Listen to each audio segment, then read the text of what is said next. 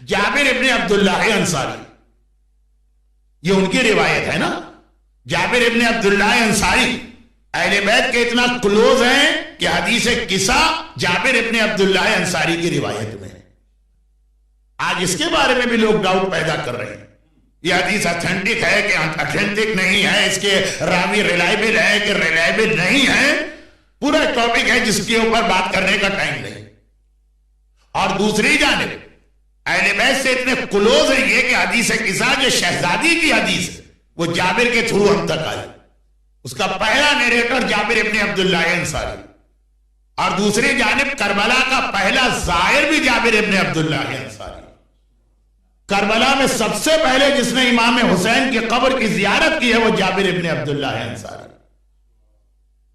اور جو دنیا میں پہلی اسلامک اسٹیٹ قائم ہوئی مدینے میں، اس کے کریشن میں بھی سب سے اہم رول جابر ابن عبداللہ انصاری کا.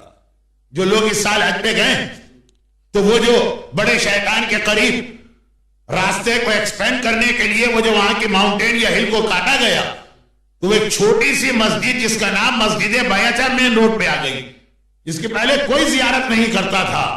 ہاں ہم لوگ 20 سال سے جا رہے ہیں لیکن نارمل ویسٹ سے آنے والے کو پتہ ہی نہیں تھا کہ وہاں پہ ایک مسجد ہے، کہ وہی مسجد ہے جہاں جابر ابن عبداللہ انصاری ڈیورنگ حج رسول خدا کو فارمل انویٹیشن دیا کہ مکے والے آپ کے دشمن ہیں، آپ ہمارے شہر مدینے میں آئیے، وی پروٹیکٹ یو. تو جابر ابن عبداللہ انصاری اسلام میں ایک بہت امپورٹنٹ رول. اور ایک چھوٹی سی بات اور کہیں کہ مرحوم آیت اللہ خوئی کا بینکنگ سے ریلیٹڈ جو ایک فتویٰ تھا اس کی بیس بھی جابر ابن عبداللہ انصاری کی ایک حدیث.